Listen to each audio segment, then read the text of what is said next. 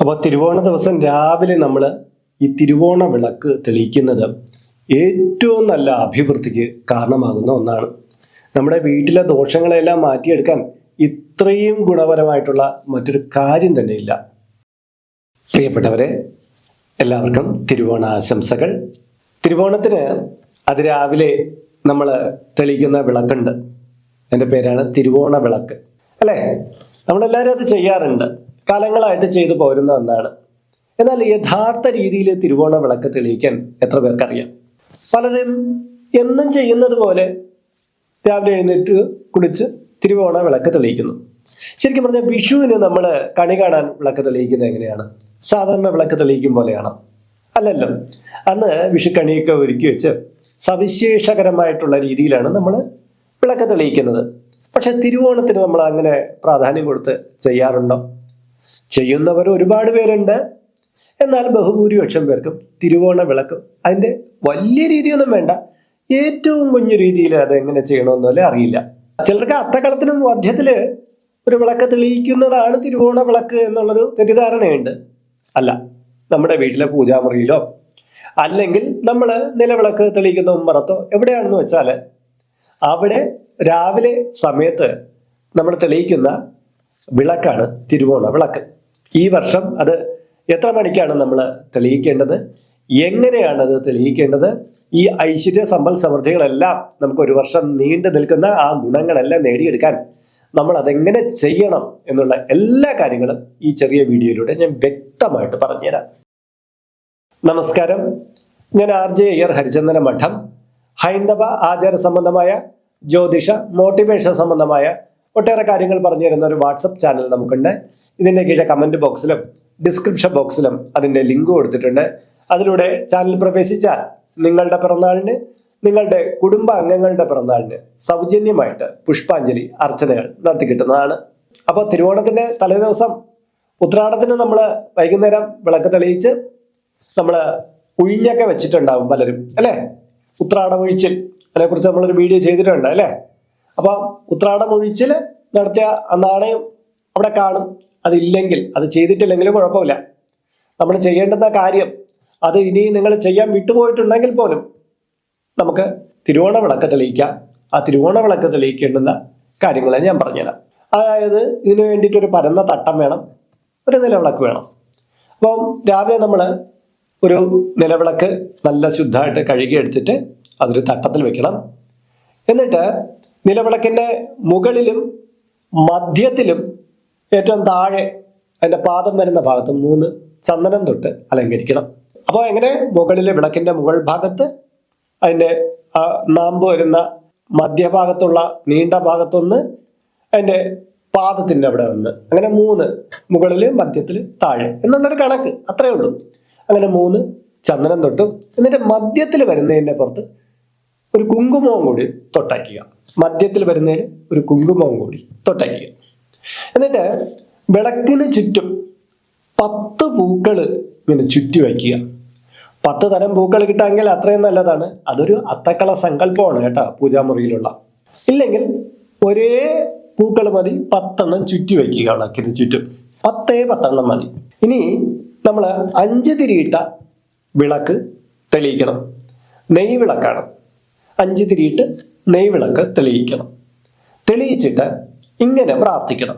അത് ഞാൻ എഴുതി കാണിക്കാം. ഓം ദേവേന്ദ്രമൗലി മന്ദാര മകരന്ദ കരുണാരുണം വിഘ്നം ഹരതു മേ വിഷ്ണോ പാദപദ്മദ്വയം ശുഭം. ഒന്നുകൂടി മന്ത്രം. ഓം ദേവേന്ദ്രമൗലി മന്ദാര മകരന്ദ കരുണാരുണം വിഘ്നം ഹരതു മേ വിഷ്ണോ പാദപദ്മദ്വയം ശുഭം. ഇങ്ങനെ 8 തവണ നമ്മൾ ജപിക്കണമെന്നാണ്. അപ്പോൾ നമ്മൾ വിളക്ക് തെളിയിക്കാനുള്ള കാര്യങ്ങളെല്ലാം മനസ്സിലാക്കി. അപ്പോൾ ഇതെപ്പോഴാണ് ചെയ്യേണ്ടത്? പുലർച്ചെ 4:30-നും 5 മണിക്കും ഇടയിലുള്ള ബ്രഹ്മമുഹൂർത്ത സമയത്താണ് നമ്മൾ ചെയ്യേണ്ടത്. അല്ലാതെ നമ്മൾ എപ്പോഴെങ്കിലും ഉറങ്ങി എഴുന്നേറ്റിട്ടല്ല തിരുവോണ ദിവസം വിളക്ക് തെളിയിക്കേണ്ടത്. അത്രയും ദിവസം നിങ്ങൾ എപ്പോഴും ആവട്ടെ, തിരുവോണ ദിവസമെങ്കിലും ബ്രഹ്മമുഹൂർത്ത സമയത്ത് നിങ്ങൾ ഈ നിലവിളക്ക് തെളിയിക്കണം. അതാണ് അതിൻ്റെ പുണ്യം കിട്ടുന്ന ഏറ്റവും നല്ല മുഹൂർത്തം. നമ്മൾ കണ്ടിട്ടില്ലേ, ഈ മാവേലി വരുന്നു എന്നൊക്കെ നമ്മൾ പണ്ട് പറയുന്നത് എങ്ങനെയാണ്? ഈ ഇലകളൊന്നും അനങ്ങാതെ ഇങ്ങനെ നിൽക്കും, പ്രകൃതി എല്ലാത്തിനും മരവിപ്പിലും നിശബ്ദതയിൽ ഇങ്ങനെ നിൽക്കും. അതെപ്പോഴാണ് ഞാൻ കണ്ടിട്ടുള്ളപ്പോഴെല്ലാം പുലർച്ചെ ഒരു 6 മണി ആ ഒരു ടൈം ഇങ്ങനെ വെളിച്ചം പരന്നു വരുന്ന ഒരു സമയത്തായിരിക്കും ഈ പ്രകൃതിയിൽ ഈ ഒരു ലക്ഷണം നമുക്ക് കാണാൻ പറ്റുന്നത്. ശരിക്കും പറഞ്ഞാൽ ഈ ബ്രഹ്മമുഹൂർത്ത സമയം തൊട്ട് ശരിക്കും പറഞ്ഞാൽ വാമനമൂർത്തിയുടെയും ഒപ്പം തന്നെ മഹാബലിയുടെയും സാന്നിധ്യമുണ്ടെന്നാണ്. ഈ ദിവസം നമ്മൾ ഇങ്ങനെ വിളക്ക് തെളിയിച്ച് പ്രാർത്ഥിക്കണമെന്നറിയാമോ? ഈ ദിവസമാണ് വാമനമൂർത്തി നേരിട്ട് നമ്മുടെ ഗൃഹങ്ങളിലേക്ക് വരുന്നത്. കാര്യം ഈ സമയത്ത് ആ ഭക്തവത്സലനായ ആ മഹാബലിയോടൊപ്പം വാമനമൂർത്തിയുടെയും ഒരു ആഗമനം ഉണ്ടാവും എല്ലാ ഗൃഹങ്ങളിലും. ഈ സമയത്ത് നിലവിളക്ക് തെളിയിച്ച് വാമനമൂർത്തിയെയും നമ്മളിവിടെ ക്ഷണിക്കുകയാണ്, ആ മന്ത്രം കൊണ്ട് ക്ഷണിക്കുകയാണ്. നമുക്കങ്ങനെ ആ ഭഗവാന്റെ കൃപാകടാക്ഷങ്ങൾ കിട്ടിയിട്ട്, ഈ വാമനമൂർത്തിയുടെ കൃപാകടാക്ഷങ്ങൾ കിട്ടുക എന്ന് പറഞ്ഞാൽ വളരെ ശക്തമായിട്ടുള്ളതാണ്. അതുകൊണ്ട് തന്നെ നമ്മുടെ കുടുംബത്തിൽ പലതരത്തിലുള്ള അസ്വസ്ഥതകളും പലതരത്തിലുള്ള പ്രശ്നങ്ങളൊക്കെ ഉണ്ടാകാം. പക്ഷെ അതിൻ്റെ എല്ലാം ഏറ്റവും ശക്തി കുറച്ചുകൊണ്ട് തന്നെ നമ്മുടെ ജീവിതത്തിലെ ഒരു നല്ലൊരു ഒഴുക്കിൽ, നല്ലൊരു സമാധാന തരത്തിലേക്ക് മാറ്റാൻ ഈ ഭഗവാന്റെ ചൈതന്യം നമ്മെ നന്നായിട്ട് സഹായിക്കും. അതുകൊണ്ട് തന്നെ കഴിഞ്ഞ വർഷങ്ങളിലൊന്നും നിങ്ങൾ ശരിക്കും ഇത് യഥാവിധി ചെയ്തിട്ടില്ലെങ്കിൽ ഈ വർഷം ഇന്ന് ലളിതമാണല്ലേ ഞാൻ പറഞ്ഞ കാര്യം, ഈ സമയം ഒന്ന് പാലിക്കുക എന്നുള്ളതേ ഉള്ളൂ. ചിലപ്പോൾ തിരുവോണ വിളക്ക് എന്ന് പറഞ്ഞാൽ തിരുവോണം തുടങ്ങുന്ന സമയത്ത് തെളിയിക്കുന്ന ഒരു വിളക്കാണ് എന്ന് പലരും തെറ്റിദ്ധരിച്ചിട്ടുണ്ട്. തിരുവോണം തുടങ്ങുന്ന ആ മുഹൂർത്തത്തിൽ വിളക്ക് വെച്ചാൽ തിരുവോണ വിളക്ക് ആയി എന്നുള്ള സങ്കല്പം, അത് ഇതുമായിട്ട് ചേരുന്നതല്ല. ഇത് ബ്രഹ്മമുഹൂർത്ത സമയത്താണ് ഈ ശരിക്കും പറഞ്ഞാൽ ആ തിരുവോണം എന്ന് പറയുന്ന ആഘോഷിക്കുന്ന ദിവസത്തെ ബ്രഹ്മമുഹൂർത്ത സമയത്താണ് നമ്മൾ ഈ വിളക്ക് തെളിയിക്കുന്നത്. ഏറെ ഗുണകരം. അങ്ങനെയാണ് നമ്മുടെ തലമുറകളായിട്ട് വർഷങ്ങളായിട്ട് അങ്ങനെയാണ് നമ്മൾ ആചരിച്ചു വരുന്നത്. നമ്മുടെ ഈ ഓണം എന്ന് പറയുന്ന സങ്കല്പത്തിൽ ഇതാണ് ഉള്ളത്. അപ്പം പുതിയ എന്തെങ്കിലും തരത്തിൽ ആരെങ്കിലും പറഞ്ഞു തന്നു എന്ന് പറഞ്ഞ് നമ്മൾ അത്തരം വിശ്വാസങ്ങളെ മാറ്റേണ്ട ആവശ്യമൊന്നും ഇല്ല എന്നാണ് എൻ്റെ കാഴ്ചപ്പാട്. അപ്പം ഇതേ രീതിയിൽ തന്നെ തുടർന്നു വരുന്ന ലക്ഷക്കണക്കിന് മലയാളികൾ നമ്മുടെ നാട്ടിലുണ്ട്. എന്നാൽ ഇത് ഇങ്ങനെ അറിയില്ല. അവരൊരു വിളക്ക് തെളിയിക്കുന്നു, എന്നാൽ അപ്പുറം കൂടുതൽ കാര്യങ്ങളൊന്നും അറിയാത്തവരുണ്ട്. അപ്പം ഇത് മനസ്സിലാക്കി ഇത്തവണ ചെയ്തു കഴിഞ്ഞാൽ അതിൻ്റെതായ ഗുണം കിട്ടും.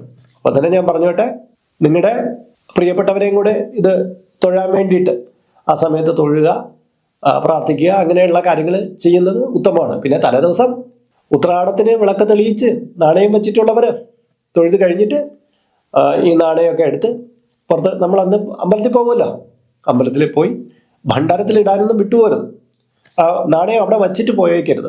അപ്പോൾ ഈ ഉത്രാട വിളക്കിനെ കുറിച്ച് അറിയില്ലെങ്കിൽ മുൻ വീഡിയോ നോക്കിയാൽ മതി. അതിൽ വ്യക്തമായിട്ട് പറഞ്ഞിട്ടുണ്ട്. ഇതിൻ്റെ മുകളിൽ ഞാൻ ഒന്നുകൂടി ഐ ബട്ടണിൽ കൊടുക്കാം. അതിൽ നോക്കിയാലും നിങ്ങൾക്ക് ആ വീഡിയോ കാണാൻ പറ്റും. അപ്പോൾ ഇന്നത്തെ വീഡിയോ ഇവിടെ പൂർണ്ണമാവുകയാണ്. ഇതായിട്ട് എന്തെങ്കിലും സംശയം ഉണ്ടെങ്കിൽ എൻ്റെ കീഴെ കമൻറ്റ് ബോക്സിൽ രേഖപ്പെടുത്തിയാൽ മതി. മാത്രമല്ല നിങ്ങളുടെ പേര്, നിങ്ങളുടെ വയസ്സ്, നിങ്ങളുടെ നക്ഷത്രം ഇവ കൂടി രേഖപ്പെടുത്തിയാൽ ഇവിടെ നടക്കുന്ന പൂജാ പ്രാർത്ഥനകളിൽ നിങ്ങളെ ഉൾക്കൊള്ളിക്കാൻ പറ്റുന്നതാണ്. 1 മാസത്തേക്കായിരിക്കും പ്രകാരം ചെയ്യുന്നത്. കൂടുതലായിട്ട് വേണമെന്നുള്ളവർ ഇനി തൊട്ട് ഇതിൽ അപ്ലോഡ് ചെയ്യുന്ന എല്ലാ വീഡിയോയുടെ കീഴിൽ ഇങ്ങനെ നിങ്ങളുടെ ഡീറ്റെയിൽസ് കൊടുത്താൽ മതിയാകും കേട്ടോ. ഇതിൽ കാണുന്നത് എൻ്റെ വാട്സപ്പ് നമ്പറാണ്. ജ്യോതിഷ സംബന്ധമായതും പൂജാ സംബന്ധമായതുമായ അപ്പോയിൻമെൻറ്റിന് വേണ്ടിയിട്ടാണ് ഇത് നൽകിയിരിക്കുന്നത്. നേരിട്ട് വിളിച്ചു കഴിഞ്ഞാൽ കിട്ടുകയില്ല. നിങ്ങളുടെ പേര്, നിങ്ങളുടെ സ്ഥലം ഇവ രേഖപ്പെടുത്തി വാട്സപ്പിലൂടെ മെസ്സേജ് ചെയ്താൽ അഡ്മിൻ നിങ്ങൾക്കൊരു മാർഗ്ഗനിർദ്ദേശം അയച്ചു നൽകുന്നതാണ്. ആ മാർഗ്ഗനിർദ്ദേശം അനുസരിച്ച് അപ്പോയിൻമെൻ്റ് എടുത്തിട്ട് വിളിക്കാവുന്നതാണ്. പ്രിയപ്പെട്ടവരെ, ഇപ്പോൾ യൂട്യൂബിൽ ഒരു സ്റ്റോർ നമ്മൾ ആരംഭിച്ചിട്ടുണ്ട്.